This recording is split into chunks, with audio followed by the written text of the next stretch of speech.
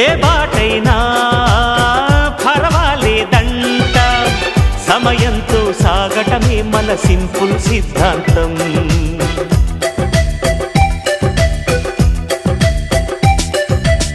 చిరుగాలికి పరిమళమిచ్చే సిరిమల్లెల వనమై ఉందాం, గగనాన్ని నేలను కలిపే హరివిల్లుల బంతెన అవుదాం.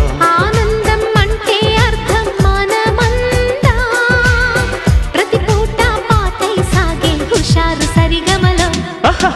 ఎన్నో ఎన్నో రాగాలుండే సంగీతం కాదా, చల్లకి నవ్వుల కేరింత.